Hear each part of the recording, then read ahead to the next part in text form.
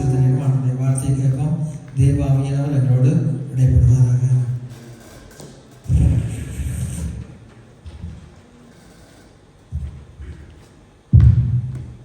ஹல்லேலூயா. கர்த்தர் நல்லவர். ஆமென். இத்தனை பேர் இந்த நாளும் தேவனை முழு இதயத்தோடு ஆராதித்தீர்கள். புறமியத்தங்களை உயர்ந்து பார்க்கலாம். உண்மையை சொல்லணும், போய் சொல்லக்கூடாது. ஆண்டவர் பார்க்கிறார். ஓகே, நாங்கள் இந்த வார்த்தையை தேவனுடைய கருத்துக்குடைய வார்த்தை பகுதியை நாங்கள் ஒப்பு கொடுத்து ஜெபிப்போம். பரிசுத்தமுள்ள நல்ல தகப்பனே, இந்த அருமையான நல்ல நாளுக்காய் உங்களுக்கு நன்றி செலுத்துகிறோம். ஆண்டவரே, இதோ ஆண்டவரே, உங்களுடைய வார்த்தை பகுதியை உங்களுடைய கரங்களுக்குள்ள ஒப்பு கொடுக்கிறோம். கர்த்தர் இந்த வார்த்தை பகுதியை நீங்கள் ஆசீர்வதிக்கும்படிக்காக நான் ஜெபிக்கிறேன்.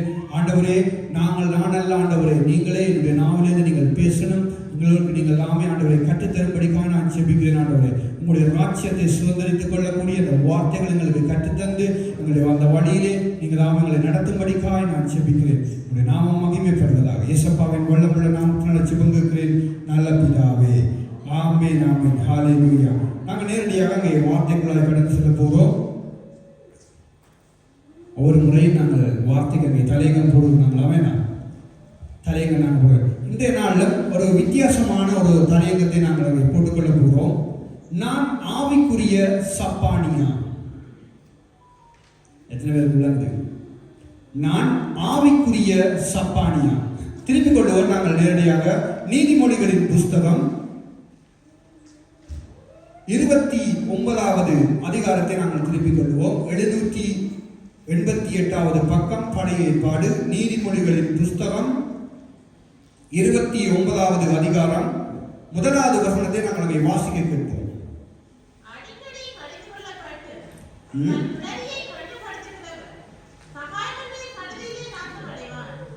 எடுத்த உடனே சடுதியில நாசமா.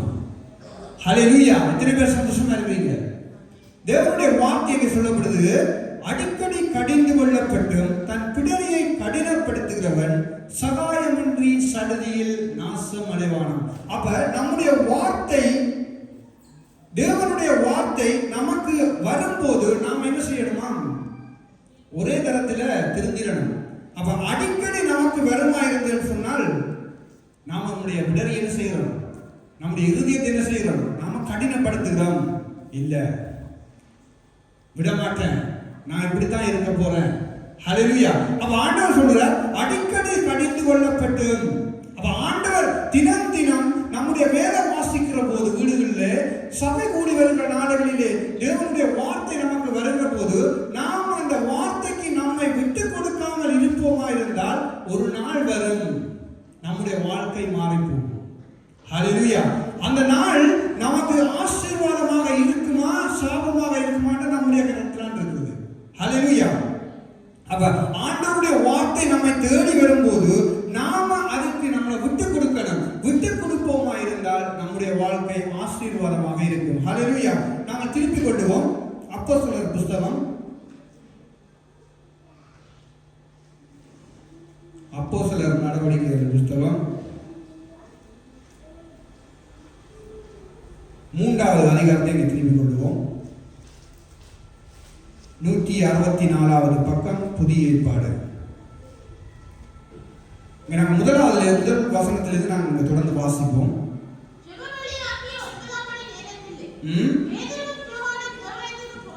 தேவாலயத்துக்கு போனார்கள்.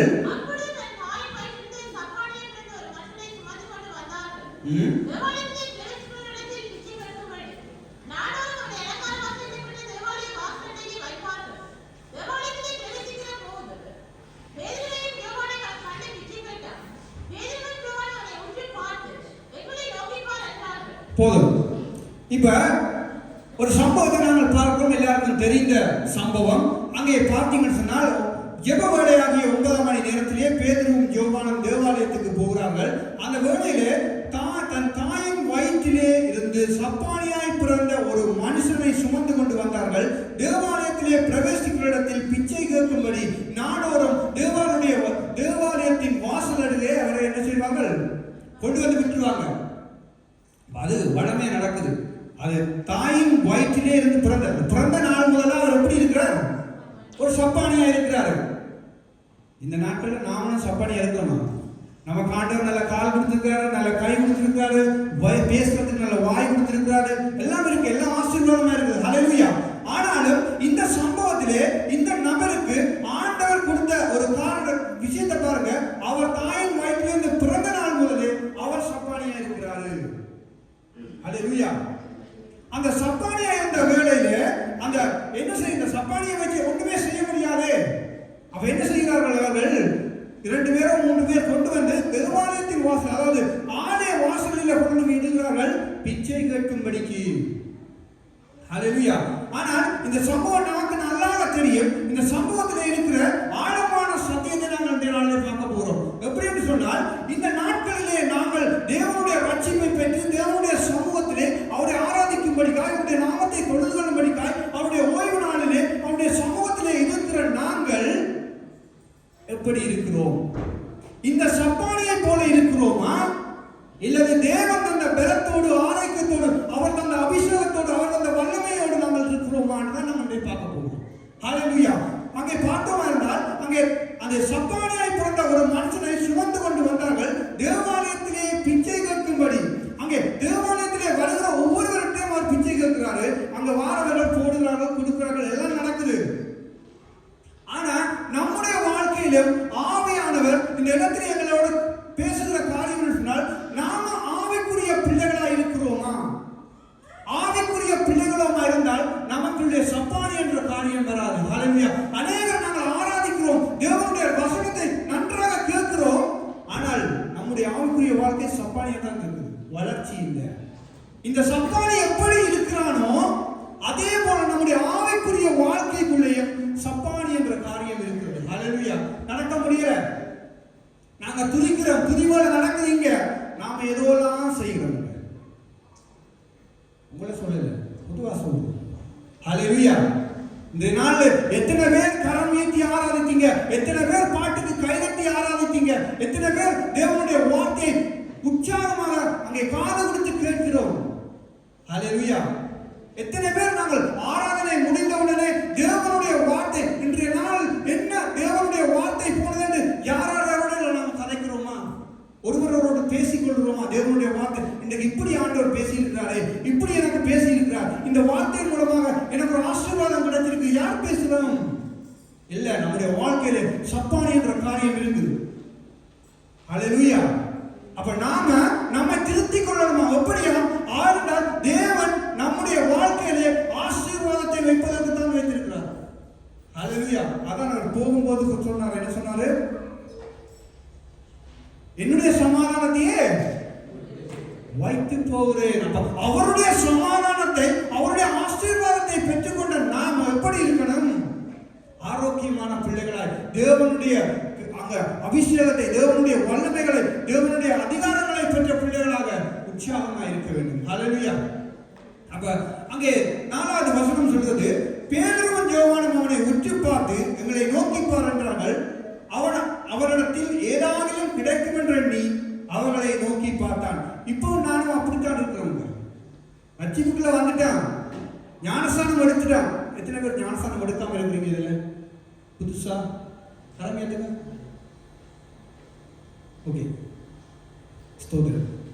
அப்ப நாம ஞானஸ்தானம் எடுத்திருக்கிறோம், தேவனுடைய அபிஷேகத்தை பெற்றிருக்கிறோம், தேவனுக்காக ஊழியம் செய்கிறோம், தேவனுக்காக ஓடுகிறோம். ஆனாலும் இப்போதும் என்னத்துக்கோ ஏதோ ஒரு விஷயத்துக்கு இன்னொரு ஆழத்துக்கு இருக்கும். ஆண்டவர் எல்லாத்தையும் தந்திருக்காரு, வார்த்தையை தந்திருக்காருல்ல, இவ்வளவு பெரிய புத்தகத்தை தந்திருக்காரப்பா. நம்முடைய ஆவிக்குரிய எங்களுடைய வாழ்நாள் முழுவதும் நடக்கக்கூடிய அத்தனை விஷயங்களையும் ஆண்டவர் இதில் எழுதி தந்திருக்காரு. அப்ப நாம தேவனுடைய வார்த்தையை படிச்சு அங்கே தியானித்து நம்முடைய ஊழியக்காரன் சொல்றதை கேட்டு, சபையில இருக்கிற வளர்ந்த பிள்ளைகள் சொல்றதை கேட்டு அதை தியானித்து அதன்படி நடக்கிறதுக்கு நமக்கு விருப்பம் இல்லை. வேற ஏதாவது இந்த சபையை விட்டு வேற ஒரு நபர் சொல்றதான் கேட்க போறோம். அதான் அவங்க கேட்கிறார்கள், ஏதாவது கிடைக்குமா என்று. அப்ப நம்முடைய ஆவிக்குரிய வாழ்க்கைக்கு தேவன் நியமித்த காரியத்தை அங்கே சபையில வைத்து ஊழியக்காரனை வச்சு ஆண்டவர் போதிக்கிறார். ஹல்லேலூயா. ஏன் போதிக்கிறாரு? ஏன் போதிக்கணும் ஆண்டவர் சபையில?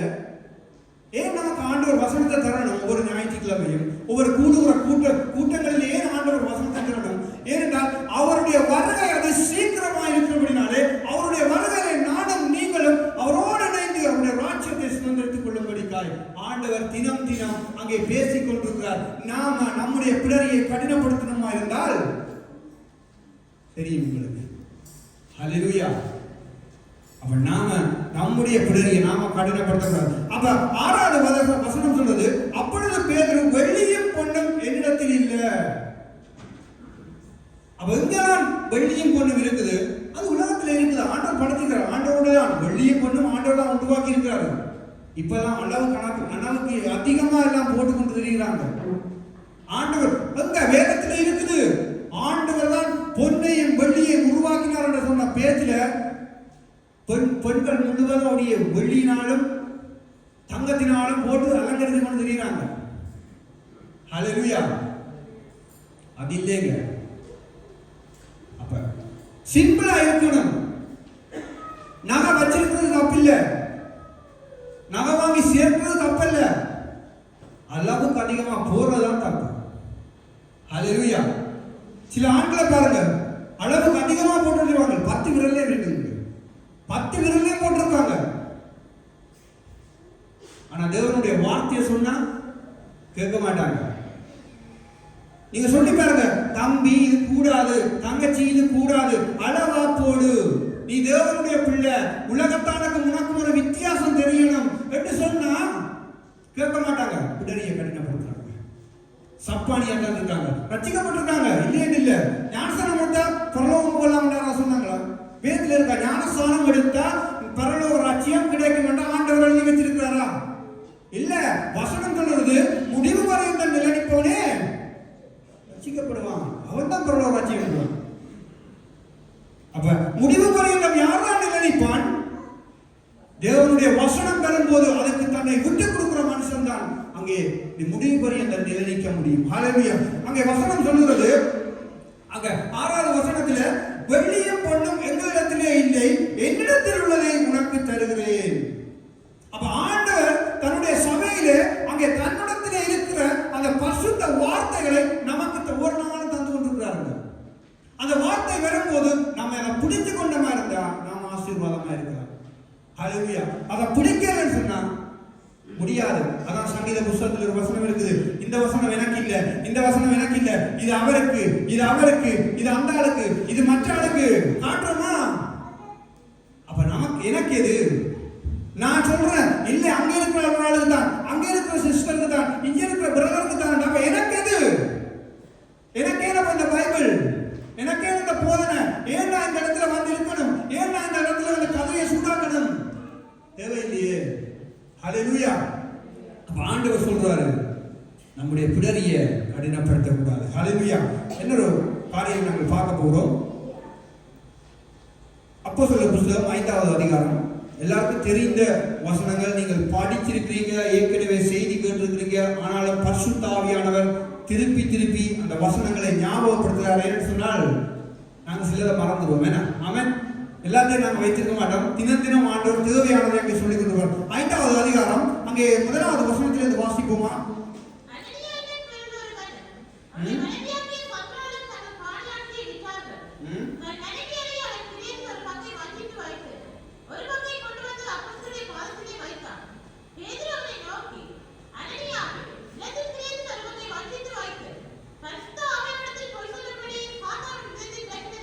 போதும். இங்க பாருங்க, அனனியாவும் சப்ராலும் அங்கே வருகிறார்கள். தேவனுடைய ஆலயத்துக்கு அங்கே அனனியா வருகிறாரு. இவர்கள் என்ன செய்கிறார்கள்? தங்களுடைய காணி ஆட்சியிலே எல்லாவற்றையும் விற்று கொண்டு வந்து இவங்க என்ன செய்கிறார்கள்? அரவாசியை தங்களுடைய வீட்டில் வச்சுட்டு அரவாசியை கொண்டு வராங்க தேவனுடைய சமூகத்துக்கு. இப்படித்தான் நாம எல்லாரும் கூட இருக்கிறோம்னா எத்தனை பேர் நாங்க அப்படி இருக்கோம்? அப்படி இருக்கிறது அநேகர் அப்படித்தான் இருக்கிறாங்க. எப்படி? கத்தருக்கு கொடுக்கணும்னு சொன்னா அரவாசியை புக்கரிக்கு வச்சிருவாங்க. அரவாசி தான் என்கிட்ட இருக்குன்னு சொல்லுவாங்க. ஹல்லேலூயா. அதே போல இங்கே அனனியாவும் சப்ராலும் அங்கே 2 பேரும் ஒரு மனமாக இருக்கிறாங்க. பாருங்க, என்னத்துல ஆண்டவருடைய வார்த்தையில வளர்றதுக்கு ஒரு மனம் இல்லைங்க, களவெடுக்கிறதுக்கு ஒரு மனம், மற்றவங்களுடைய குடும்பங்களை பிரிக்கிறதுக்கு ஒரு மனம், மற்றவங்களை தூண்டி விடுறதுக்கு ஒரு மனம். ஹல்லேலூயா. ஆனால் தேவனுடைய வார்த்தையிலே வளரணும், சபையிலே வளரணும், சபை வளரணும், சபை ஊழியக்காரர்களோடு ஒத்துழைந்து வாழணும். அந்த நோக்கத்துக்காக ஒருமனப்பட மாட்டாங்க, இந்த விஷயங்களுக்கு ஒருமனப்படுவாங்க. ஹல்லேலூயா. அப்படி சபையில் இருக்கிறவங்க அப்போஸ்தலர் 3ஆம் அதிகாரத்தில் வாசித்த அந்த சம்பவத்தோடு ஒத்து போவாங்க. யாரு? நாம சப்பானியர், நடகுணமானவர்கள். எப்படித்தான் நீங்க அலங்கரிச்சு போட்டு சுட்டு போட்டு வந்து டை கட்டி இல்ல மக்கி பிடிச்சி ஆராதனை செய்தாலும் மக்கி பிடிச்சி பிரசங்கம் பண்ணினாலும் கீபோர்ட் போட்டாங்க ரம்ஸ் அடிச்சாங்க வீடியோ எடுத்தாங்க என்ன செய்யுங்க சபையில பிரியோசனமே இல்லை. ஏன்னு சொன்ன ஆண்டு சொல்ல நீ சப்பானி, உனக்கு தேவராட்சியம் கிடைக்காது.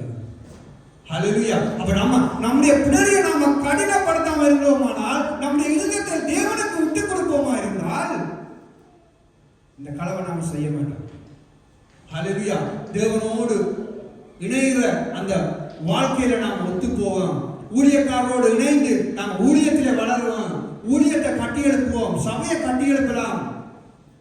அநேகருக்கு இருப்பாங்க, நான் மாத்திரம்தான் சபையில பெருசா இருக்கணும், நான் மாத்திரம்தான் ஊழியக்காரரோட கதைக்கணும், நான் மாத்திரம்தான் சபையில என்ன காரியம் இருந்தாலும் பேசணும், மற்றவங்க சும்மா இல்ல. ஆண்டவர் அழைச்சது எல்லாரையும் ஒரே மாதிரி தான் அழைச்சிருக்காரு. ஹல்லேலூயா. ஊழியம் செய்கிறவர்களுக்கு வேற பரலோகம், விசுவாசிகளுக்கு வேற பரலோகம் இருக்குதா? ஆனால் அநேகர் அப்படித்தான் வச்சிருக்காங்க. தங்களுடைய இறுதிகளை அப்படி வச்சுக்கிறாங்க. ஆண்டவர் ஒரே ராஜ்யத்தை தான், ஒரே ஸ்தலத்தை தான் ஆயத்தப்படுத்துகிறார். ஹல்லேலூயா. ஒரே ஸ்தலம், உங்களுக்காக நான் ஒரு ஸ்தலத்தை ஆயத்தம் பண்ண போகிறேன் என்று சொல்லியிருக்கார். ஸ்தலங்களே இல்லை, ஸ்தலத்தை தான் சொல்லியிருக்கார். ஹல்லேலூயா. அவங்க பேதுரு கேட்கிறாரு. பேதுரு அவனை நோக்கி, அனனியாவை நிலத்தின் கிரியத்தை ஒரு பங்கை வஞ்சித்து வைத்து பரிசுத்த ஆவியிடத்தில் பொய் சொல்லும்படி சாத்தான் உன் இருதயத்தை நிரப்பினது என்ன? இப்ப அநேகருடைய இருதயங்களை அங்க சாத்தான் நிரப்பி வச்சிருக்கான். ஆனா அங்க இருக்கிறாங்க, சபையில இருக்கிறாங்க, சபையில ஆராதனையில இருக்கிறாங்க, சபை ஊழியங்கள்ல இருக்கிறாங்க, தேவனுடைய காரியங்கள்ல. ஆனா தேவனுடைய வார்த்தைக்கு மாத்திரம் முக்கியத்துவமே கொடுக்க மாட்டாங்க. வார்த்தை போகும், வெளியில் நிற்பாங்க. ஆராதனை போகும், ஆராதனைக்குரிய கனமும் இல்லை, மரியாதையும் இல்லை. ஹல்லேலூயா. தேவனுடைய சமூகத்துக்கு ஒரு ஆத்மா, தேவனை ஏற்றுக்கொண்ட ஒரு ஆத்மா சமூகத்துக்கு வந்தா தேவனுடைய காரியங்கள்ல ஈடுபடணும். ஆராதனை துவங்கம் நம்ம வேலைக்கு வந்துட்டோமா சத்தம் போடக்கூடாது. இது தேவன் உலாவுகிற இடம், இது பரிசுத்த இடம், சும்மா விளையாடுகிற இடம் அல்ல. தேவனுடைய ஆலயம் என்று சொன்னால் ஒரு பயபக்தி இருக்கணும். அநேக இடத்துல பயபக்தியே இல்லை. வந்தா உட்காரணும், உட்கார்ந்து நேரம் இருக்கா, ஆராதனை துவங்க நேரம் இருக்கா, அடுத்து பைபிள் படி, இல்லைன்னு சொன்னா ஜெபி. ஓடி தெரியாதீங்க, தேவையில்லாத கதை கதைக்காதீங்க, தேவையில்லாத விஷயங்களை கொண்டு வராதீங்க. நான் அநேக சபைகளை நான் கேள்விப்பட்டிருக்கிறேன். இந்த சபைகளில் கொடுக்கல் வாங்கல் இருக்குது பாருங்க. என்ன கொடுக்கல் வாங்கல்? ஆராதனை துவங்கிட்டு ஆராதனை போகும், நல்லா கையெல்லாம் தட்டி எல்லாம் கை தட்டுவாங்க. பார்த்தா அப்படியே கை தட்டி ஆராதனை போய்கிட்டு இருக்கும். கண்ணால கதைப்பாங்க, கொண்டு வந்தான் பிறகு முடியாது. ஹல்லேலூயா. இந்த ஆவி எங்க போயிட்டு? நீதான் எங்க இருக்க? சிந்தனை எங்கேயோ போயிடுச்சு, எத்தனையோ 1000 கிலோமீட்டர் தாண்டி போயிடுச்சு. பிரியோசனமே இல்லை. ஹல்லேலூயா. தேவனுடைய சமூகத்துக்கு வந்தா, தேவனை ஆராதிக்க வந்தா அதே நோக்கத்தோடு இருக்கணும். இங்க எல்லாரும் நாங்க அகதிகளாக தான் வந்திருக்கணும். வந்து சில ஆட்களுக்கு விசா கிடைச்சிருக்குது, சில ஆட்களுக்கு கிடைக்கல, கிடைக்க ஆண்டவர் தருவார் ஏற்ற வேளையில. ஆனா விசாக்கு போய் நிற்கும் போது அப்பாயின்மெண்ட் ஆர்டரை வச்சுக்கொண்டு, அந்த கான்ட்ராக்ட் லெட்டரை வச்சுக்கொண்டு போலீஸ்ல நிக்க, நீங்க ஊர்ல இருந்து கிளம்பிங்களா? ஊருக்கு எடுத்து டெலிஃபோன் வச்சாங்க. ராங்கே போலீஸ்ல உள்ளுக்கு என்ன பண்ணினா ஊர்ல டெலிஃபோன் வச்சாங்க. எல்லா வெளியில நிற்கிற நண்பர்களோட தேவையில்லாம அலட்டினாக்கள். இல்ல, அவன் என்ன கேட்க போறான், என்னத்தை தர போறான், என்ன டாக்குமெண்ட்ஸை கொடுக்கணும், எங்க கையெழுத்து போகணும், என்னத்தை கலைக்கிறது பாசம் செய்யாதுல்ல. அப்ப என்னத்துல இருக்கோம்? நான் அதே சிந்தனையில இருக்கிறோம், அதே நோக்கம். எப்படியாவது விசாகப்படுத்திட்டு போயிடணும் வாரமாத பப்பிய. ஆனா சமூகத்துக்கு, தேவனுடைய சமூகத்துக்கு வந்தா ஒன்றுமே இல்லைங்க. அதை குறிஞ்ச சிந்தனையும் இல்லை, அதை குறிஞ்ச தேவனுக்கு கொடுக்குற கனமும் இல்லைங்க. நம்முடைய வாழ்க்கை, ஆவிக்குரிய வாழ்க்கை சப்பானியா இருக்குது, நடகுணமா இருக்குது. ஆண்டவர் பார்த்து வேதனைப்படுவார். யாரையுமே குற்றப்படுத்துறதுக்காக ஆண்டவர் இடத்துல பேசுறது. இப்ப பள்ளிக்கூடத்துல மாஸ்டர் டீச்சர் படிப்பிக்கிறா, நாங்க கொஞ்சம் சிந்தனை மாற்றிட்டோம்னா டஸ்டரால் எரி விடும். எரி வாங்கியும் இருக்கிறோம். அப்ப ஏன் எரி விடுது? எங்களுடைய சிந்தனை மாறினபடியா தான். அப்ப எரியாம விட்டுருக்கலாம் தானே இந்த டீச்சர்? இல்ல, நம்மள இருக்கிற அக்கறை நிமித்தம் தான் எரிஞ்சு பார்த்த கவனி. ஹல்லேலூயா. அதே போல ஆண்டவர் சொல்றாரு, அப்படியே விட்டு நீ சடுதியாய் நாசமா போயிரு, செத்து போயிரு, நீ நரகத்துக்கு போயிரு ஆண்டவர் சொல்லல. என்னுடைய வார்த்தையை கேட்டு மீண்டும் என்னோட உப்புரவாகு. ஹல்லேலூயா. அதைத்தான் ஆண்டவர் விரும்புறார். என்று அவர் அன்பின் தெய்வம் உலகத்தை செஞ்சாரு. எந்த மனுஷனுமே நமக்கு செய்யாத ஒரு விஷயத்தை ஆண்டவர் வந்து இந்த பூமியிலே வாழ்ந்து 33 வருஷம் வாழ்ந்து அடிக்கப்பட்டு நொறுக்கப்பட்டு கடைசி துளி ரத்தம் வரை சிந்தி ஒரு கல்வாரி சிலுவையிலே ஜீவனை கொடுத்தார் அல்லவா? யாராவது நமக்கு கொடுத்துருவாங்களா? ரத்தம் கட்டாலே கொடுக்க யோசிப்பாங்க. நான் வேலைக்கு 2 வேலைக்கு போற ரத்தம் கொடுத்தா என்னால வேலை செய்யல. ஹல்லேலூயா. ஆண்டவர் அந்த ரத்தம் முழுவதையுமே நமக்காக சிந்தினார் அல்லவா? அப்ப நாம எவ்வளவுக்கு ஓடணும், எவ்வளவுக்கு உற்சாகமா இருக்கணும். அப்ப அனனியா சப்ரால போல நாம இருக்கக்கூடாதுங்க. அவங்களுடைய வாழ்க்கை ஆண்டவர் ரட்சித்தாரு. ஆண்டவர் அவங்க தனக்கு தேவை என்பதற்காகத்தான் அந்த கேள்வியை பேதுரு மூலமாக கேட்க வச்சாருங்க. என்ன கேட்டாரு? பேதுரு அவனை நோக்கி, அனனியாவை நிலத்தின் கிரியத்தை ஒரு பங்கை வஞ்சித்து வைத்து, அவன் தெளிவா சொல்றாரு, என்ன நீ ஏற்கனவே வஞ்சித்து வச்சிட்ட, உண்மையா பொய்யா கேட்கிறார். உண்மையா பொய்யா? ஆமா, நான் வஞ்சித்துட்டேன், என்ன மன்னிச்சு கொள்ளுங்க. ஒரு வார்த்தை கேட்டிருந்தா அனனியாவுடைய உயிர் அந்த நாள் பிழைக்கப்பட்டது. ஹல்லேலூயா. இதே அறியாத மனைவி வாரா 6வது வசனம் சொல்கிறது. 5வது வசனம், அனனியா இந்த வார்த்தைகளை கேட்கவே விழுந்து ஜீவனை விட்டான். இவைகளை கேட்ட யாவருக்கும் மிகுந்த பயம் உண்டாயிற்று. வாலிபர்கள் இருந்து அவனை சேலையிலே சுற்றி வெளியே கொண்டு போய் அடக்கம் பண்ணினார்கள். ஏறக்குறைய 3 மணி நேரத்துக்கு பின்பு இது என்ன விளங்குது? கணவன் வாராரு, தேவாலயத்தில் தான் நடக்குது. அப்ப தேவனுடைய சமூகத்துக்கு வந்துட்டாரு கணவன். மனைவியை காணலைங்க. மனைவி 3 மணி நேரம் கழித்து வாரா ஆராதனைக்கு. ஹல்லேலூயா. கூட்டுக்களவாணிகள் என்ன செய்யறாங்க? முதல் நீ போ, முன்னிலை ஒன்று கண்டுபிடிக்காட்டி பின்னால நான் வாரேன். ஹல்லேலூயா. இப்ப அப்படித்தான் நடக்குது, சபைகளில் நடக்குது. கணவன் முன்னுக்கு, மனைவி பின்னுக்கு, பிள்ளைகள் 3ஆம் இடம் 4ஆம் இடம் வந்து அப்படியே ஓடும்படி வராங்க. 5 மணிக்கு ஆராதனை 6 மணி 7 மணிக்கு தான் வந்து சேர்றாங்க. என்ன ஆத்மா அந்த வாசல்ல வந்தாலும் வாசல்ல என்ன ஆத்மாவே கர்த்தரே ஸ்தோத்திரி என்றால் தீ போயிடுவாங்க. ஹல்லேலூயா. அப்ப ஒன்றுமே அறியாத சப்ரால் உள்ள வருகிறா. அதே போலதான் நான் கேள்விப்படுது. அவன் சொல்றா, இல்லவே இல்லை, முடிஞ்சது. ஹல்லேலூயா. அப்ப நம்முடைய வாழ்க்கையில ஆண்டவர் சில நோக்கத்தையும் ஒரு திட்டத்தையும் வைத்திருக்கிறதுக்கு காரணம் வந்து நம்ம கொண்டும் பெரிதான காரியங்களை செய்வதற்கு. ஹல்லேலூயா. தீமோத்தேயு புத்தகத்தில் சொல்லப்படுகிறது, எஜமானனுக்கு உபயோகமான பாத்திரங்களாக நானும் நீங்களும் இருக்க வேண்டும். ஹல்லேலூயா. உபயோகமான பாத்திரங்களாய் நானும் நீங்களும் இருந்தால் மாத்திரம்தான் தேவ ராஜ்யத்துக்கு போக முடியும். இல்லைன்னு சொன்னா போக முடியாது. ஹல்லேலூயா. இன்னொரு காரியத்தை பார்ப்போம். மத்தேயு புத்தகம் 3வது அதிகாரத்தை திருப்பிக் கொள்ளுங்க. மத்தேயு 3வது அதிகாரம் 10வது வசனம். இப்பொழுது வைத்திருக்கிறது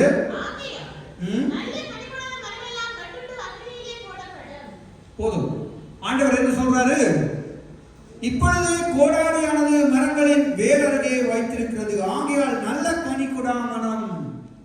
தேவனுடைய ரட்சிப்பை பெற்ற நாம தேவனுக்கு ஒரு உகந்த ஆராதனையை கொடுக்காம இருக்கிறோமா? ஆண்டவர் வச்சிருக்கிறாரு. தேவனுடைய ஆராதனை நாங்கள் அசட்டை பண்றோமா?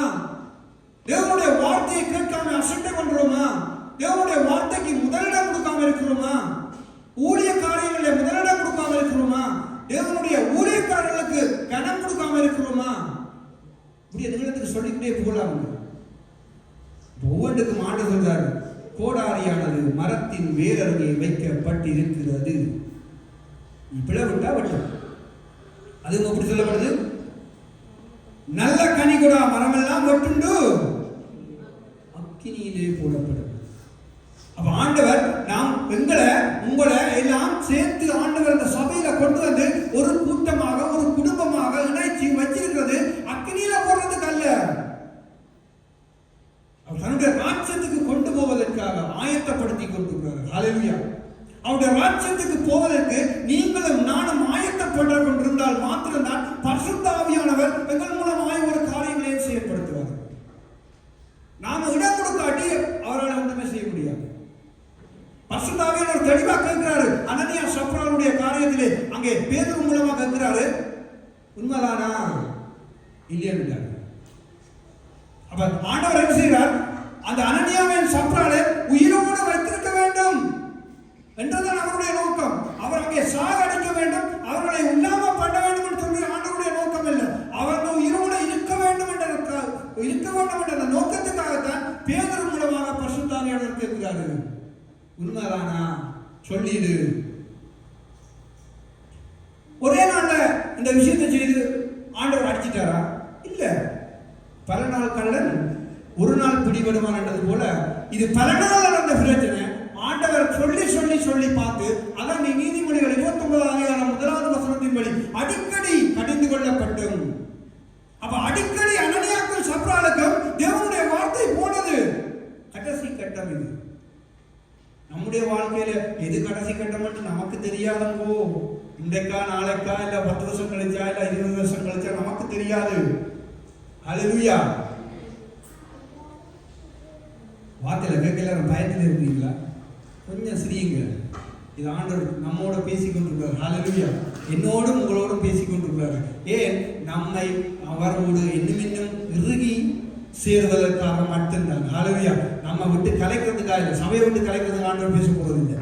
ஹல்லேலூயா. 2 ராஜாக்களின் புஸ்தகம்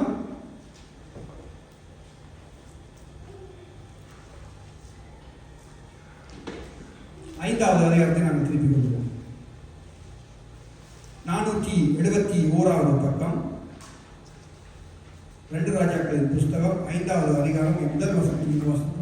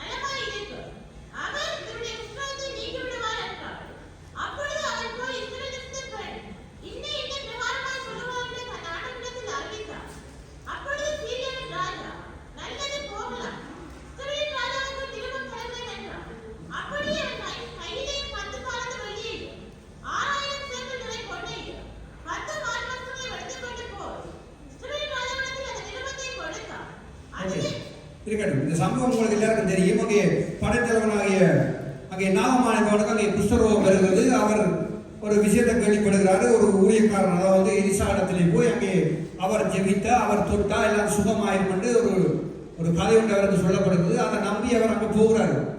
போனா அங்கே எலிசா சொல்லுகிறாரு, நீ இன்னொரு குளத்தில் போய் என்ன செய்யணும்? போய் மூழ்கணும், நீ குளிக்கணும். குளிச்சா உனக்கு குஷ்டரோகம் சுகமாயிரும். அப்ப இப்படி சொன்னோன்னு அதற்கு நாகமான் கடும் கோபம் கொண்டு 11வது வசனம் சொல்லப்படுகிறது. 10வது வசனத்திலிருந்து வாசிங்க.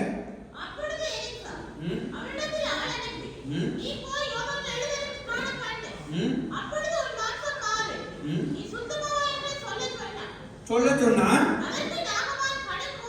கடும் கோபம் கொண்டு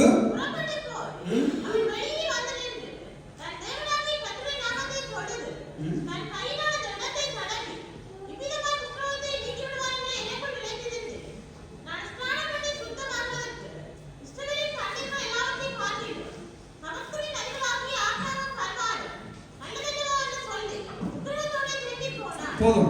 அப்ப அங்க எலிசா ஒரு வார்த்தையை சொல்லுறாருங்க நாகமானுக்கு, நீ போய் இந்த இடமாக நீ ஸ்நானம் பண்ண உனக்கு எல்லாம் என்ன செய்யும்? சுத்தமாயிரும்.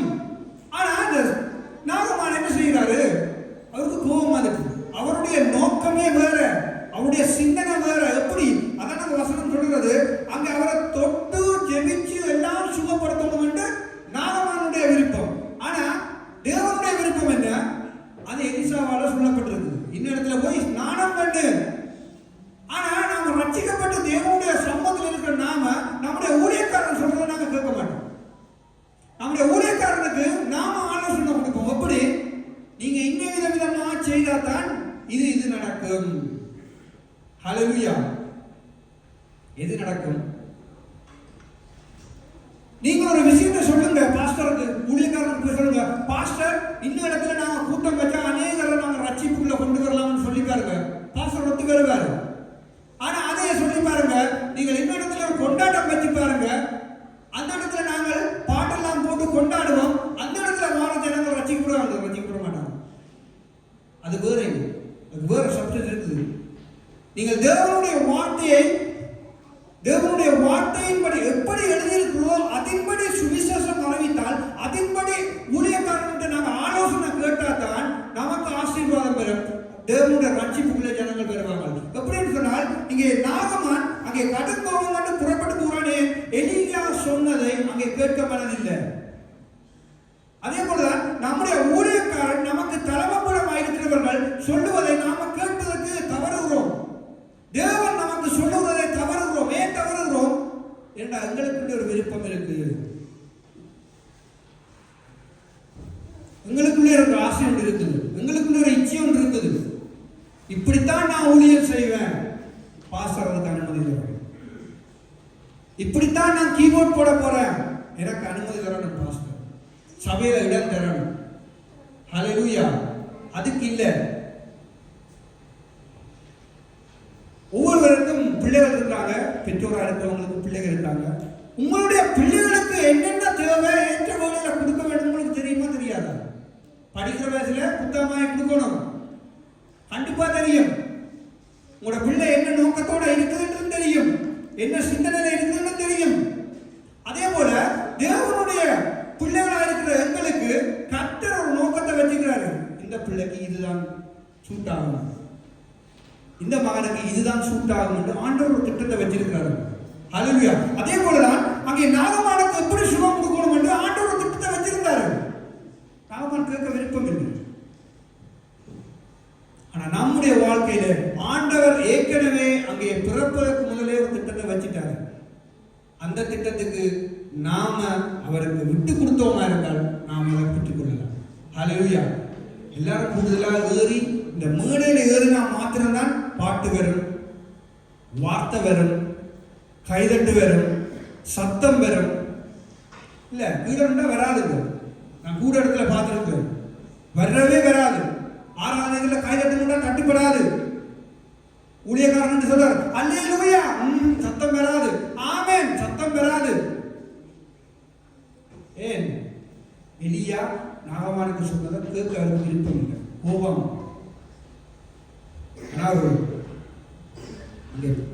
அவரோட வந்தவர் சொல்லி போய் இறங்கிட்டாரு. அப்ப இன்னொரு ஆள் சொல்லியே நீ எலியா சொல்லி அனுப்பின ஆள் கேட்டோனே போய் செய்திருந்தா இந்த கதை வந்திருக்காதுல்ல, இந்த கேள்வி வந்திருக்காது. அப்ப நமக்கு ஆண்டவர் ஒரு நேரடியாக ஒரு விஷயங்களை சொல்லும் போது அந்த வார்த்தைகளை நம்முடைய சபை மக்களோட, சபை குடும்பத்தோட, சபை ஊழியக்காரனோட கலந்து ஆலோசிச்சு நாம நம்முடைய வாழ்க்கையை சரிப்படுத்தினோம்னு சொன்னால் நாம ஆசீர்வாதமா இருக்க முடியும். நம்முடைய ஓட்டைகள் வெளியே தெரியாது. ஹல்லேலூயா. இப்ப அநேகர் சபைக்குள்ள இருக்கிற ஓட்டைகள் வெளியில தெரியல. தீமோத்தேயு புத்தகத்தில் எழுதப்பட்டது போல அநேகர் திரளாய் சேர்த்துக் கொண்டிருக்கிறார்கள். யார்களை? போதகர்களை சேர்த்துக் கொண்டிருக்கிறார்கள்.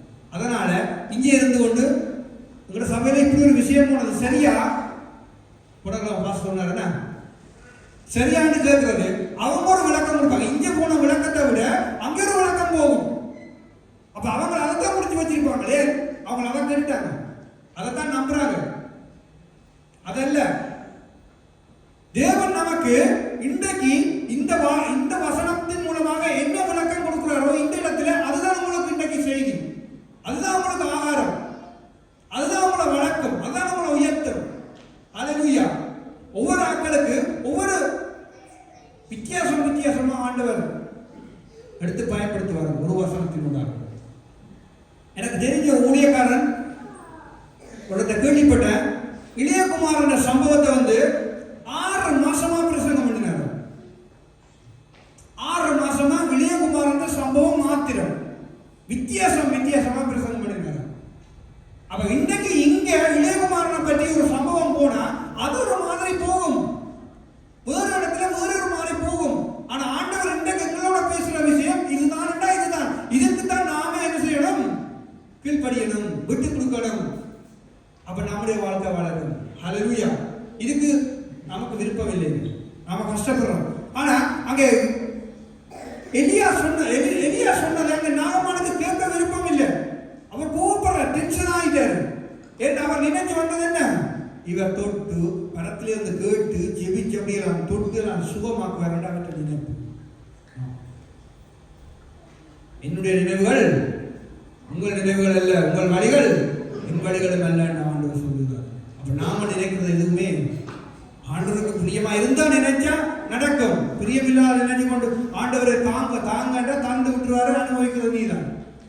அதான் ஆண்டவர் சொல்றாரு. சில வசனங்களை வச்சு கேட்டுறாங்க, ஆண்டவருக்கு விருப்பம் இல்லாதே கேட்டு பெற்றுக் கொள்றாங்க. எனக்கு என்னத்தை என் நாமத்தினால நீங்கள் எதை கேட்டுக் கொள்வீர்களோ அது உங்களுக்கு செய்யப்படும். அப்ப அதை கேட்டு ஆண்டவருக்கு விருப்பம் இல்லாத கேட்டு பெற்றுக்கொண்டு பிறகு அனுபவிச்சு கொண்டு இருந்து கொண்டு ஆண்டவரை தந்தனி நீதானே கேட்ட, நீதானே இயேசுவின் நாமத்தினால கிடைக்கணும் உபாசம் இருந்து கேட்ட. அப்படித்தான் நம்முடைய வாழ்க்கையில நாம எதை ஆண்டவருக்கு பிரியமா இருக்கு பார்த்து அதை கேட்கணும். டக்குனு கிடைச்சிடும், டக்குனு கிடைக்கணும். ஆண்டவருக்கு பிரியமான கேட்கணும், டக்குனு கிடைக்கும். பிரியமில்லாத கேட்டா ஆண்டவரே சகிச்சு கொண்டு தொல்லை தாங்கிறார், கொடுத்துருவோம், அனுபவிக்கும். ஹல்லேலூயா. இன்னொரு காரியத்தை பார்த்து நாங்கள் ஜெபிக்க போறோம். நேரம் காணாத பட்சத்திலே லூக்கா புஸ்தகம் இளையகுமாரன் சம்பவத்துக்கு வாங்க. லூக்கா புஸ்தகம் 15வது அதிகாரம்.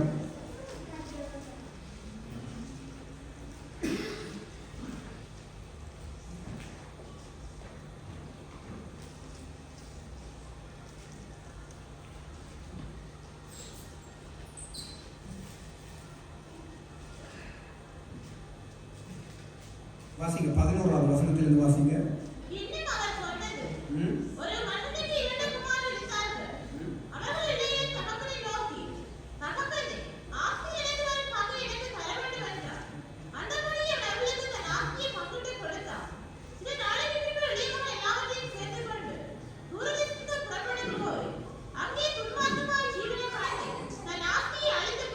போதும். இங்க பாருங்க, இளையகுமாரன் சம்பவம் நமக்கு நல்லா எல்லாம் கரைஞ்ச படம் அப்படியே தண்ணி வேலையெல்லாம் சொல்லுவோம். ஆனா இதுல இருக்கிற விஷயங்களை பாருங்க. அவர்கள் இளையகுமாரன் தகப்பனை நோக்கி, தகப்பனை ஆஸ்தியில் எனக்கு வரும் பங்கை எனக்கு தர வேண்டும் என்றால் அந்தபடி அவர்களுக்கு தன் ஆஸ்தியை பங்கிட்டு கொடுத்தான். இப்ப ஒரு நாள் கேட்டுக்க மாட்டான் இளையகுமாரன் போய் என்னுடைய ஆஸ்தியை தாங்க. ஹல்லேலூயா. தினம் அப்பாவை போட்டு டார்ச்சர் பண்ணிருப்பாரு, போட்டு பிச்சு புடுங்கிருப்பாரு. 7ஆம் கட்டத்தில் தான் என்ன செய்யறாரு, இப்படி கொண்டு போ கொடுத்துட்டாரு. நாள் கணக்கா இருக்கலாம், கிழமை கணக்கா இருக்கலாம், மாத கணக்கா இருக்கலாம், வருஷ கணக்கா இருக்கலாம், நமக்கு தெரியாது. அவர் கேட்டு பெற்றுக் கொண்டுட்டாருங்க. ஹல்லேலூயா. அப்ப நான் அதுதான் கொஞ்சம் முதல்ல சொன்னேன்ல, ஆண்டவருக்கு பிரியமில்லாத கேட்டாலும் ஆண்டவர் 7ஆம் கட்டத்துல தந்துடுவார். அதே போல இளையகுமாரனுடைய தகப்பன் 7ஆம் கட்டத்துல சொத்தை பிரிச்சு கொடுத்துட்டாரு. இளையகுமாரன் எங்க போறாரு, தூர தேசத்துக்கு போறாரு. இப்ப உதாரணத்துக்கு கண்மலை சுவிசேஷ திருச்சபையில இருக்கிற நாம, கண்மலை சுவிசேஷ திருச்சபையில இருக்கிற பங்கை பிரிச்சு கொண்டு நாம எங்க போறோம், தூர தேசத்துக்கு போறோம். ரெண்டு வச்சு கொள்ளுங்க. இப்ப தூர தேசத்துக்கு போய் அங்க சொல்லப்படுறது சில நாளைக்கு பிறகு இளையகுமாரன் எல்லாவற்றையும் சேர்த்து கொண்டு தூர தேசத்துக்கு புறப்பட்டு போய் அங்கே துன்மார்க்கமாய் ஜீவனம் பண்ணி தன் ஆஸ்தியை அழித்து போட்டான். அப்ப இங்கே வளர்ந்த வளர்ப்பு, இங்கே செய்த ஊழியங்கள், இங்கே ஆண்டவர் எடுத்து பயன்படுத்தின விதங்கள் எல்லாவற்றையும் அவர் என்ன செய்தார், என்னிட்ட தாளந்து இருக்குது, என்னிட்ட கீபோர்டு போடுற தாளந்து இருக்கு, என்னிட்ட மியூசிக் போடுற தாளந்து இருக்கு, என்னிட்ட வீடியோ கேமரா எடுக்கிற தாளம் இருக்கு, என்னிட்ட மியூசிக் இருக்கிற தாளம் இருக்குது, எனக்கு மெசேஜ் கொடுக்கக்கூடிய தாளம் இருக்கு, எனக்கு சபையே நடத்தக்கூடிய தாளம் இருக்கு. எங்க போறாங்க, இந்த சபையை விட்டு வெளியே போறாங்க. அநேகர் அப்படித்தான் சொல்லுங்க. இந்த இளையகுமாரன் பிரிஞ்சு போனது போல அங்க அநேகர் போய்கொண்டிருக்கிறார்கள். இந்த நாட்களில் நாங்கள் கேள்விப்படுகிறோம், அநேகர் போய்கொண்டிருக்கிறார்கள். போய் என்ன செய்கிறார்கள், வளர்ந்தா பரவாயில்லை, ஆசீர்வாதமா இருந்தா பரவாயில்லை, நல்ல இடத்துல இன்னொரு சபையில அடங்கி இருந்தா பரவாயில்லை. இல்லையே, தாங்கள் கொண்டு போனது எல்லாத்தையும் அழிக்கிறார்கள் அநேகர். அதான்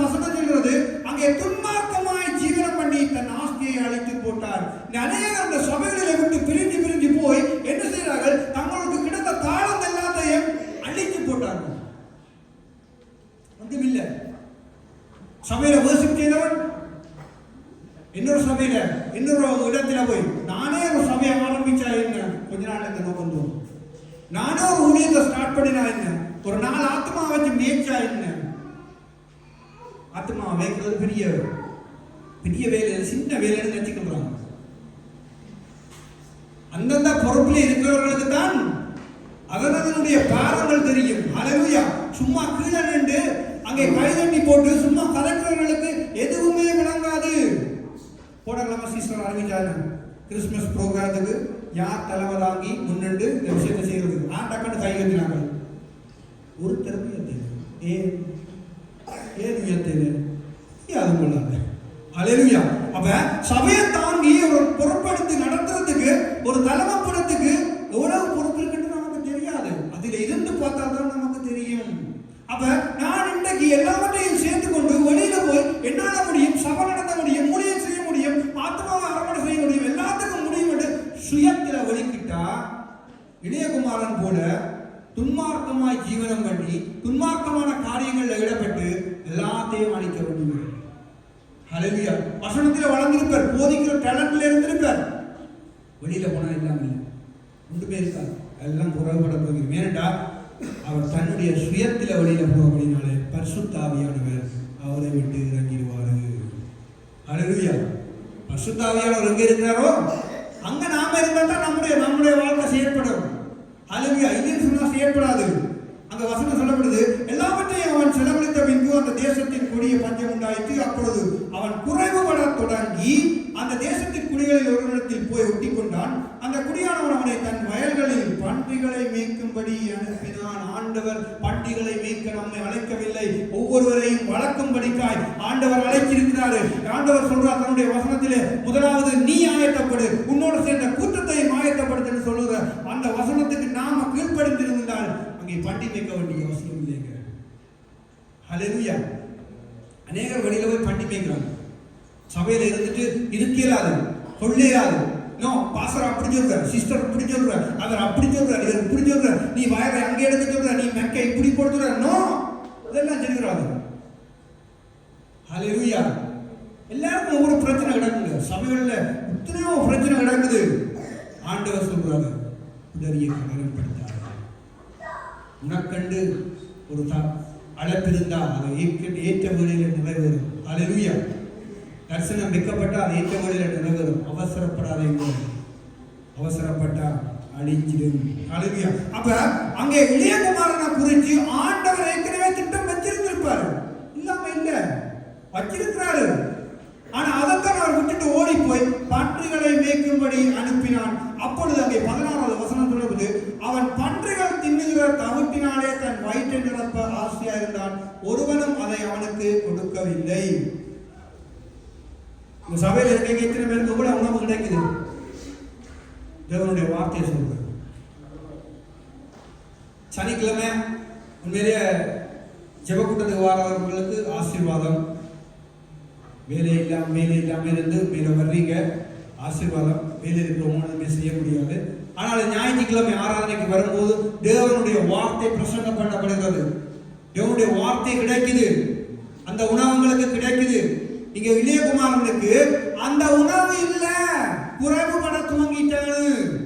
வளர்ந்தவன் வார்த்தையில வளர்ந்தவன், வார்த்தையில வளர்ந்து மற்றவர்களை அங்கே எந்த ஆண்டவருடைய வார்த்தையில தட்டி தட்டி வளர்க்க இருந்தவன், நல்லா உயர்ந்திருந்தவன், இப்ப குறைவுபட துவங்கிட்டான். ஏன்? கடினப்படுத்திட்டான், விட்டு கொடுக்க முடியல. ஆண்டவருக்காக தன்னை விட்டு கொடுக்க முடியாதனால, தன்னுடைய பிடரியை கடினப்படுத்தினால இறுக்கமா வச்சு கொண்டிருக்கிறான். ஆண்டவர் கல்லான இருதயத்தை தான் தசையாய் மாற்றி உன்னை ரட்சிப்புக்குள்ள கொண்டு வந்து தன்னை ஏற்றுக்கொள்ள வச்சு உன்னை ஆராதிக்க வச்சு உனக்கு ஒரு ஊழியத்தை தந்து உன்னை ஒரு கனப்படுத்தி எல்லாம் வச்சிருக்கும் போது திருப்பி நீ இருக்கிறான்னு சொன்னான். வெளியெல்லாம் போகும். ஹல்லேலூயா. அப்ப அங்கே வசனம் 16வது சொல்லுது, பன்றிகள் தின்னுகிற தவிட்டினால தன் வயிற்றை நிரப்ப ஆசையா இருந்தான், ஒருவனும் அதை அவனுக்கு கொடுக்கலை. எந்த இடத்துல போனாலும் நமக்கு ஆண்டவர் எந்த இடத்துல இருக்க வேண்டும் என்று அழைச்சாரோ அந்த இடத்துல இருந்தா தான் நாம வளருவோம். இல்லைன்னு சொன்னா இல்லைங்க. இல்லைன்னு சொன்னா உணவு கிடைக்காது, தேவனுடைய வார்த்தை கிடைக்காது, தேவனுடைய வார்த்தை வராது. ஹல்லேலூயா. அப்ப நாம இளையகுமாரனோட நம்முடைய வாழ்க்கையை கொண்டு போக கூடாது. இளையகுமாரன் ஒரு நேரத்தில் அந்த மனம் திரும்பிட்டாரு. எத்தனை பேர் இந்த நாட்டில் மனம் திரும்பினான்னு சொல்ல முடியாது. ஆனா இளையகுமாரன் அங்கே சொல்லப்படுது 14வது வசனத்துல, அவன் புத்தி தெளிந்த போது அவன் என் தகப்பனுடைய கூலியக்காரர்கள் எத்தனையோ பேர் பூர்த்தியான சாப்பாடு இருக்கிறது. நான் ஒட்டுவத வீட்டிலே எவ்வளவு சாப்பாடு இருக்கு. ஆண்டுடைய வார்த்தை எவ்வளவு தினம் தினம் பெருங்கப்பா. ஆண்டுடைய வார்த்தையினால பூசிக்கப்பட்டனே. இங்க ஆண்டுடைய வார்த்தையை கதைக்கிறதுக்கு ஆள் இல்ல, தனிமரமா போயிட்டான். ஹல்லேலூயா. அப்ப அங்க ஆண்டவர் சொல்றாரு, நீ பண்டி கொடுக்கிற உணவை கூட உனக்கு கொடுக்கலாம் இருக்குது. என்ன சொன்னா, நீ அந்தலாத்துக்கு நீ பின்னோக்கமா போயிட்ட, அந்தலாத்துக்கு என்ன விட்டு ஓடிட்டாய். ஆண்டவர் சொல்றார், நீ என்னோட இருந்தா தான் உன்னுடைய வாழ்க்கையில உயர்வு பெறும், நான் வச்ச திட்டத்தை நிறைவேற்றுவார். ஹல்லேலூயா. அப்ப ஊழிய எல்லைகளை எங்களுக்குள்ளே வச்ச அழைப்புகளை ஆண்டவர் நிறைவேற்றணும் சொன்னால் அவருக்கு உகந்த பாத்திரங்களாக, அவருக்கு பிரயோஜனம் உள்ள பாத்திரங்களாக அங்கே நாங்கள் இருந்தால் மாத்திரமே அங்கே நாங்கள் ஆசீர்வதிக்கப்படுவோம், உயர்த்தப்படுவோம். ஹல்லேலூயா. கடைசியாக 2 வசனம் பார்த்து நாங்கள் முடிக்க போறோம். ஆதியாகமம் புஸ்தகத்துக்கு வாங்க. 3ஆம் அதிகாரம், 4வது அதிகாரம்.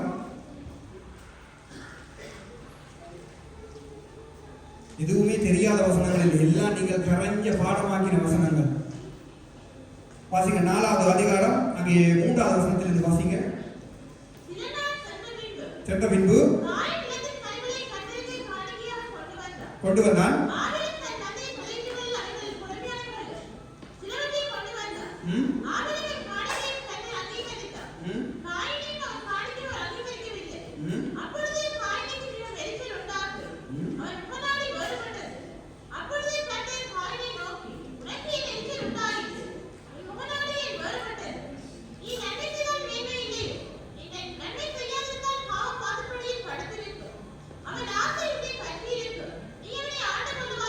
போதும். இங்க பாருங்க, ஆபேலும் காயினும் அங்கே தேவனுடைய சமூகத்துக்கு தங்களுடைய காணிக்கைகளை கொண்டு வராங்க. தங்களுடைய சம்பாத்தியத்திலிருந்து அங்கே கொண்டு வரும் போது அங்கே ஆபேலையும் அவனுடைய காணிக்கையும் ஆண்டவர் என்ன செய்தாரு, அங்கீகரித்தார். நாம் எல்லாம் அதை கற்றுக்கொண்டிருக்கிறோம், கேட்டிருக்கிறோம், எல்லாம் தெரியும். ஆனா அங்கே காயினையும் அவனுடைய காணிக்கையும் அங்கீகரிக்கவில்லை என்று நமக்கு தெரியும். ஆனால் அங்கே அங்கீகரிக்காமல் போன உடனே ஒரு விஷயம் தோணுது, காயினுக்கு மிகவும் எரிச்சல் உண்டாகி. ஹல்லேலூயா. இந்த நாட்கள்ல உங்க நமக்கு ஊழியக்காரங்க ஆண்டவர் சொல்லுவார் என்ன,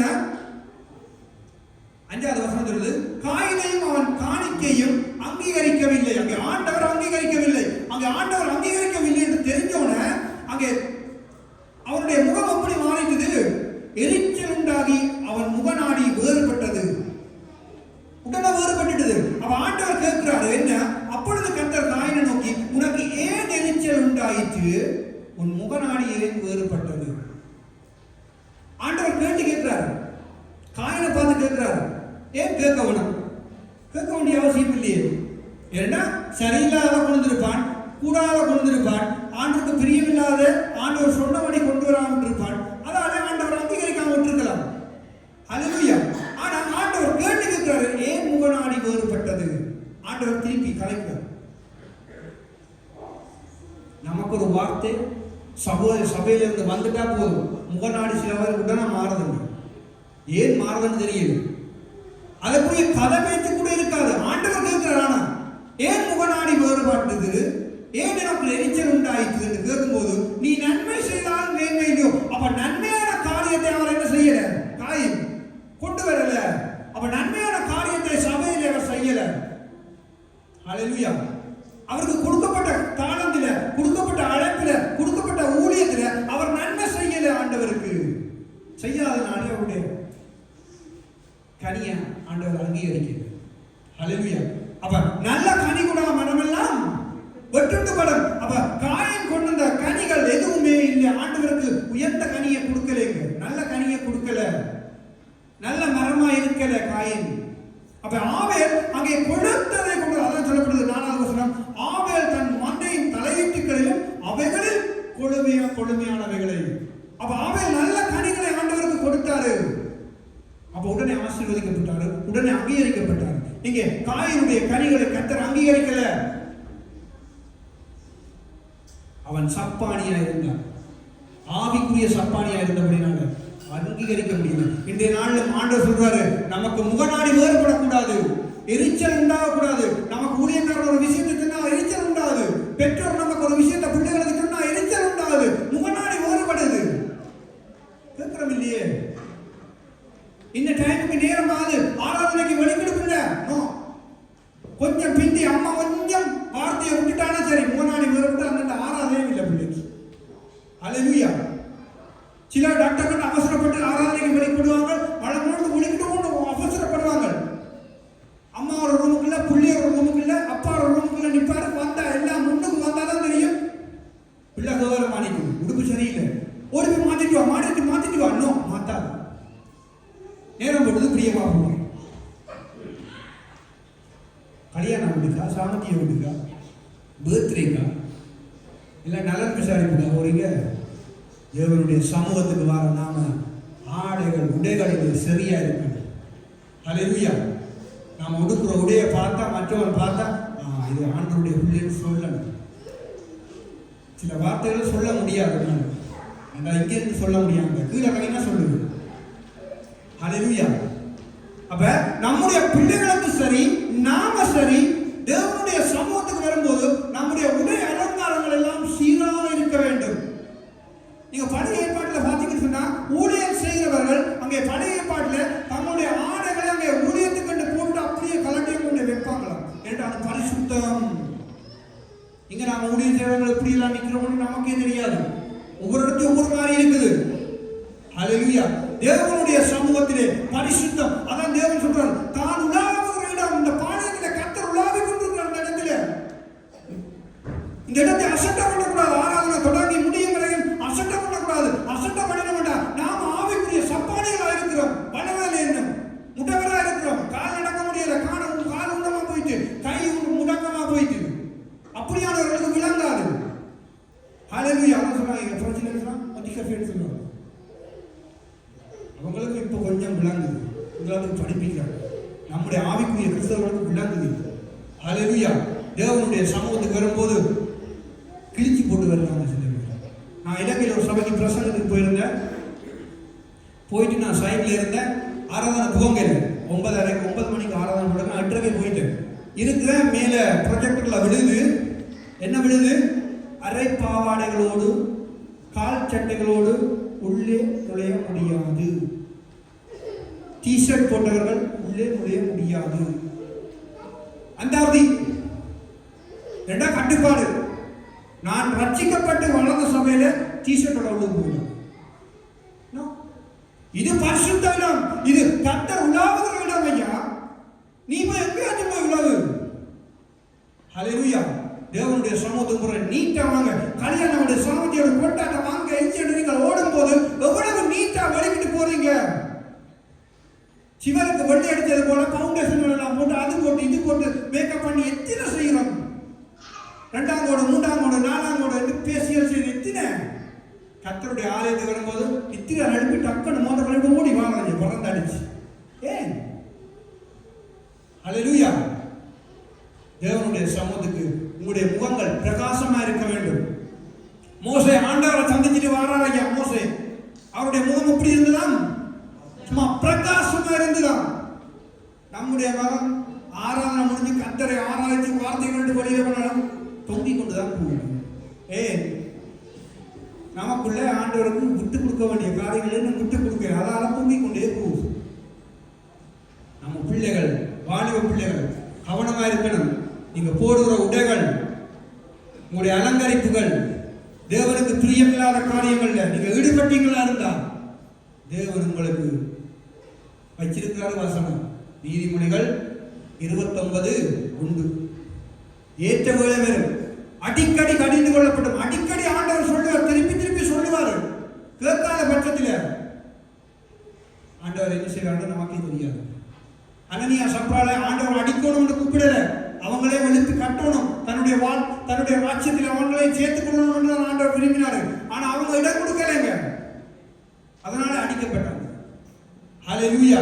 அப்ப நாம போடுகிற உடைகள் எல்லாம் சீரா இருக்கணும், சரியா இருக்கணும். ஆண்டவருடைய ஆலயத்துக்கு டைமுக்கு வரணும்.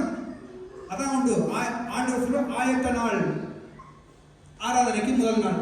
இப்பெல்லாம் மாறி மாறி ஆராதனைகள் நடக்கிறபடியால ஏன்னா ஒவ்வொரு நாட்டில் ஒவ்வொரு மாதிரி ஒவ்வொரு நாள் நடக்கும். இங்கே ஞாயிற்றுக்கிழமை செய்கிறோம், கட்டாரில் வெள்ளிக்கிழமை செய்கிறாங்க, இன்னொரு நாளில் இன்னொரு இடத்துல வியாழக்கிழமை செய்கிறாங்க. அப்போ நமக்கு ஆயத்த நாள் இது ஆராதனைக்கு முந்தின நாள். நாங்கள் ஆராதனையில் அன்றுதான் எழுப்பி இருந்து பட பட பட படட்டு தேர்ந்தது பைபிளை தேர்ந்தது. இன்னைக்கு எத்தனை பேர் பைபிள் கொண்டீங்க? என்னை அடுத்த முறை பிரசங்கத்துக்கு ஏத்தாட்டில் பரவாயில்லை, அப்படி கவலைப்பட மாட்டாங்க, எல்லாரும் கொண்டிருக்காங்க. ஏன்னா தேவனுடைய பட்டயம் இல்லாம நாம வரக்கூடாது. விசா ஒரிஜினல் விசா இல்லாம விசா கார்டு இல்லாம போலீஸுக்கு உள்ளுக்க விட மாட்டான், பாப்பான் சில பேர் ஏர்போர்ட்டுகளை விட மாட்டான். ஆனா தேவனுடைய சமூகத்துக்கு வரும்போது மாத்திரம் நாம பட்டியலை விட்டுட்டு வீட்டை வச்சுட்டு வந்துடுவோம். அதான் அவரோட பாஸ்டர் சொன்னாரு. இந்த சில எனக்கு என்னை வளர்த்த ஊர்ல கட்டித்த பாஸ்டர் அடிக்கடி கதை சொல்லித்தான் எனக்கு பிரசங்கம் பண்ணுவாங்க. ஒரு ஞானிகளே கதை கொண்டு போகும். அந்த கதைகள் எல்லாம் சில எனக்கு ஞாபகம் இருக்கு. ஒரு கதை சொன்னாரு. ஒரு ஜெபம் போயிட்டா ஒரு போதர் போய் ஜெபம் பண்ண போயிட்டாராம். போயிட்டு சரி பிள்ளை கொண்டு வாங்க பைபிள்னு சொன்னா பைபிளை தேடு இல்லாதான் தேடி பைபிள் கிடைக்கல. ஒரு வேர்டே வந்துதான் பைபிள் வெளியில வந்து பைபிளை திறந்தாலாம் அதுக்குள்ள ஒரு சீப்பு கிடந்தது. அப்பதானா அந்த அம்மா சொன்னாவா இந்த சீப்பத்தானே ஒரு மாதமா தேடி என்ன ஒரு மாசம் பைபிள் படிக்கல, பைபிள் என்ன தெரியாது, பைபிள் தேடவே இல்லை. தேவனுடைய பிள்ளைகள் எவ்வளவு ஆரோக்கியமா தேவனுக்குள்ள கட்டப்பட்டு வராங்கன்னு பாருங்க. ஹல்லேலூயா. நானும் நீங்களும் ஆவிக்குரிய சப்பானிகளா எல்லா தேவனுடைய பிள்ளைகளானது நீங்கள் நிதானித்து அறிந்து கொள்ளுங்கள். ஹல்லேலூயா. கர்த்தர் உங்களை ஆசீர்வதிப்பாராக.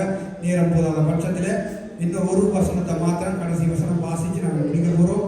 கொலேசியர் எழுதின புஸ்தகம், கொலேசியர் புஸ்தகம் 277வது பக்கம், புதிய ஏற்பாடு 3வது அதிகாரம் 24வது வசனம். எதை செய்தாலும் மனுஷனுக்கு செய்யாமல் போதும். ஆண்டவர் என்ன சொல்றாரு? தேவனுடைய சமூகத்துக்கு நீங்க வாரீங்களா, உண்மையா தான் வாரீங்களா, கர்த்தருக்காக வாங்க. மனுஷர் உங்களுக்கு அழைப்பு கொடுத்தாங்க, மனுஷர்களுக்கு இதை செய்தாங்கன்னு வராதீங்க. ஹல்லேலூயா. நாம ரட்சிப்பதற்கு கர்த்தர் எவ்வளவு பாடுபட்டாரு. இந்த இடத்துக்கு கொண்டு வரதுக்கு ஆண்டவர் தன்னுடைய ஜீவனையை கொடுத்தாருங்க. ஹல்லேலூயா. நாம சும்மா வந்து கிழமை வந்து சிஸ்டர் கூப்பிட்டா, பிரதர் கூப்பிட்டாரு, பாஸ்டர் கூப்பிட்டாருன்னு நாம கிழமை வந்து கதிரையில இருந்து சந்தோஷமா ஆடி பாடி ஆராதனை முடிய எல்லாருடைய சிரிச்சு கதைச்சு சாப்பாடு கொடுக்குறாங்களா சாப்பிட்டுட்டு வீட்டை போனா நம்முடைய தேவராட்சியத்துக்கு நாம போக முடியாது. புதிதாக வரவர்கள் கண்டிப்பாக நீங்கள் தேவனுடைய வசனத்தை நீங்க முழுமையா அறியுங்க, ஞானஸ்தானத்துக்கு ஒப்பு கொடுங்க. ஏனென்றால் ஞானஸ்தானம் இல்லாமல் தேவனுடைய ராஜ்யத்துக்கு யாருமே போக முடியாது. அவருடைய ராஜ்யத்துக்கு போக வேண்டும் என்றால் நாம பாவ அறிக்கை செய்யணும். ஹல்லேலூயா. பாவத்துக்கு மறித்து நீதிக்கு பிழைத்திருக்க வேண்டும். அப்படி இல்லைன்னு சொன்னால் நாம யாருமே தேவனோடு ஒப்புரவாக முடியாது. நீங்க தேவனுடைய சமூகத்துக்கு அநேக நாளா வாரீங்களா, தேவனை அறிந்து கொள்ளுங்க, தேவனை ஏற்றுக்கொள்ளுங்க. எவ்வளவு ஆண்டவர் நல்லவர், எவ்வளவு அன்புள்ளவர். ஏன் இதில் நாங்கள் 2 ஞாயிற்றுக்கிழமையில வந்து இவ்வளவு கஷ்டப்பட்டு கத்தவனும், ஏன் இவ்வளவு பாரப்பட்டு தேவனுடைய வார்த்தை எடுத்து கொண்டு வரணும். ஒரு வார்த்தை எடுக்கிறது எவ்வளவு கஷ்டம் என்று ஒவ்வொரு ஊழியர்கள் ஒவ்வொரு வார்த்தைகளை போதிக்கிற ஊழியக்காரர்களுக்கு தெரியும். ஹல்லேலூயா. அப்ப தினம் தினம் அவர்கள் ஆயத்தப்படுத்தி கொண்டு வந்து பிரசங்கம் பண்ணுகிறார்களே, ஏன்? வளர்வதற்கு, தேவனுடைய ராஜ்யத்துக்கு போவதற்கு. ஹல்லேலூயா. ஏனென்றால் தேவன் அன்பாகவே இருக்கிறார். ஹல்லேலூயா. அதே போல அவர் அக்கினியாகவும் இருக்கிறார். நாங்கள் இருக்கிறதா, அன்புள்ள தேவனோடு இணைகிறதா, நானும் நீங்களும் தான் முடிவெடுக்கிறது. கர்த்தருடைய ஆசீர்வதிப்பாராக. யூதியான வேலை போதகர் போகப்படுவார்.